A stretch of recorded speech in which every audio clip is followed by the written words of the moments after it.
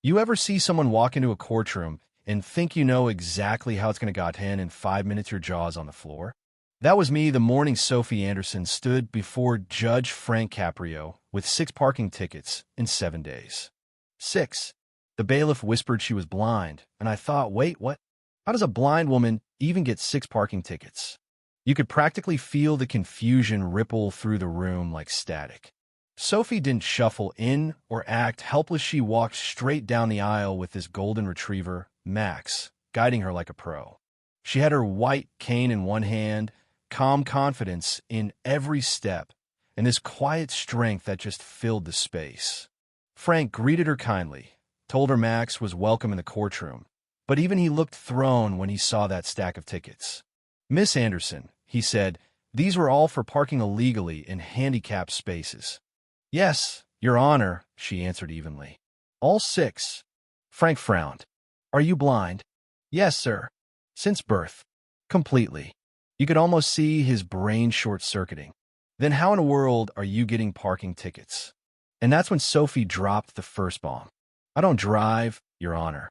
Those tickets weren't for Methy, were for Uber and Lyft drivers who dropped me off." The room went silent. She explained how every time a rideshare car stopped briefly in a handicapped spot to let her out Bumticket in her name, because the officers assumed she was the driver. "They saw me get out," she said, "and decided I was pretending to be disabled." That's when her calm cracked a little. "I tried to explain I was blind, that I was just a passenger. They didn't believe me. One officer even said plenty of people fake disabilities to get out of tickets." You could feel the tension in that courtroom, the disbelief, the anger simmering under her steady voice. She kept detailed notes on her phone that spoke every command aloud and walked Frank through each ticket. The first was at Rhode Island Hospital. The second, at her workplace. The next 3 all from the same officer, James McCarthy. Same story every time. He didn't believe she was blind because she walked too confidently and used her phone. When she said she used voice commands, he called her a liar. The 6th ticket was the worst at the DMV, of all places. The officer followed her inside and accused her of trying to get a fake blind ID. That's when Frank called for a recess. He ordered every officer involved to report to court and asked the Rhode Island Commission for the Blind to send someone. Within the hour, Dr. Patricia Williams showed up, confirmed Sophie had been blind since childhood, professionally trained with her guide dog, officially registered. "There's no question about her disability," she said. "The question," she added pointedly, "is why people refuse to believe it." Frank just stared at the tickets, shaking his head. "How could this happen?" Dr. Williams sighed. "Because people think blindness looks one way, dark glasses, vacant stares. They don't understand that independence doesn't cancel disability." When the officers came in, the air shifted. Officer McCarthy looked nervous, his posture stiff as a post. Frank asked directly, "Did you issue these tickets?" "Yes, Your Honor." "To a blind woman who doesn't drive?" McCarthy swallowed. "She doesn't look blind. She uses her phone. She walks around fine." Sophie's voice cut through, calm but firm. "I respond to sounds, not sights. Footsteps, voices, phone alerts. I don't need eyes to function, officer." Frank leaned in. "So when she showed your guide dog and her ID marked blind, what did you do?" McCarthy looked down. "I assumed she was lying." Frank's tone went cold. "You assumed. Without checking. Without verifying." By the time the hearing resumed, Frank had data in hand. He'd requested parking enforcement records. What he found was dropping 247 tickets issued to people with disabilities in 1 year. 89 to blind or visually impaired residents. 62 of those to passengers in rideshare vehicles, not drivers. A pattern, plain as day. "This," Frank said, "is systemic discrimination." He called in the police chief and the head of parking enforcement. Effective immediately, he ordered, "No ticket will be issued without verifying who the driver actually is. If someone says they're a passenger, you confirm it. Period."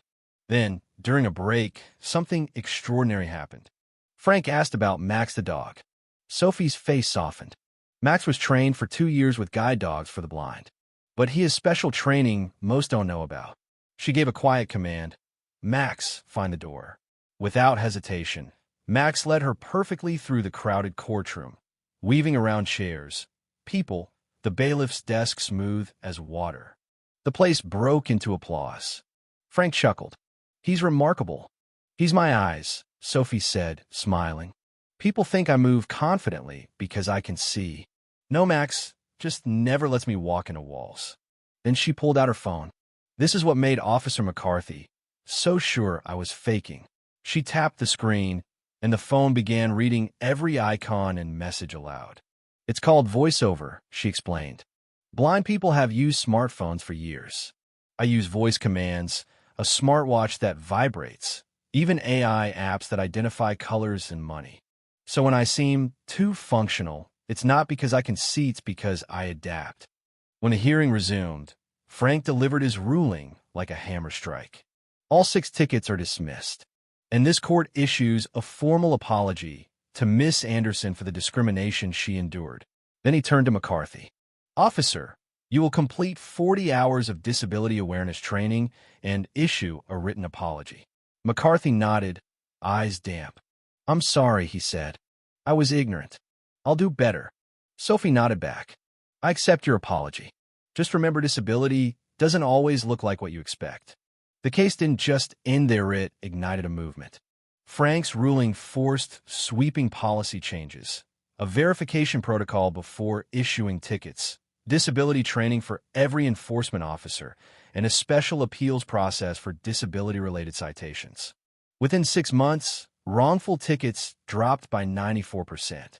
Sophie didn't fade quietly either. She founded a nonprofit blindness beyond stereotypes, teaching cops, companies, and schools about real blindness. People think blindness means helplessness, she says at her talks. But I work full-time as a digital accessibility consultant. I design graphics. I live alone. I just navigate differently. Her TED Talk, What Blind Really Looks Like, exploded online, 5 million views and counting. She demonstrated how she reads text aloud, how Max finds elevators, and ended with a gut punch. If you saw me getting out of a car, you might assume I'm faking it. But the real problem isn't my blindness, it's your assumption. Max became a star himself, 200,000 followers on Instagram, featured at the Guide Dogs for the Blind Gala, even won an award. People see Max and think he's just cute, Sophie jokes. They don't realize he's a trained professional who saves my life every day. Her case also changed the tech world. She now works with Apple, Google, and Microsoft on accessibility features that millions rely on. The same technology that made an officer doubt my blindness, she laughs, now helps blind people across the world live independently. And Judge Frank? He framed one of Sophie's dismissed tickets in his chambers. Beneath it, a note reads, "Dismissed because assumptions about disability are often more limiting than the disability itself." He's now an advocate, himself helped pass Sophie's law in Rhode Island, requiring disability awareness training for all law enforcement officers. These days, Sophie's married, met her husband on an accessible dating app she helped design, and Max is still faithfully by her side. The 6 tickets that once humiliated her now hang on display at the Rhode Island School for the Blind. When she speaks there, she points to them and says, "These are every time someone decided I couldn't do something because I'm blind." But they also mark the moment that system changed for all of us. And here's the twist that still gets me. Officer McCarthy, the guy who ticketed her 3 times, is now one of her biggest supporters. He teaches disability awareness to other officers, works with Sophie's nonprofit, and says in every class, "I thought I was enforcing the law. I was actually enforcing ignorance." At the Providence parking office, there's now a photo of Max with the caption, "Not all heroes wear capes. Some wear service vests." And maybe that's the lesson that stuck with everyone that day in Frank's courtroom, that justice isn't just about laws.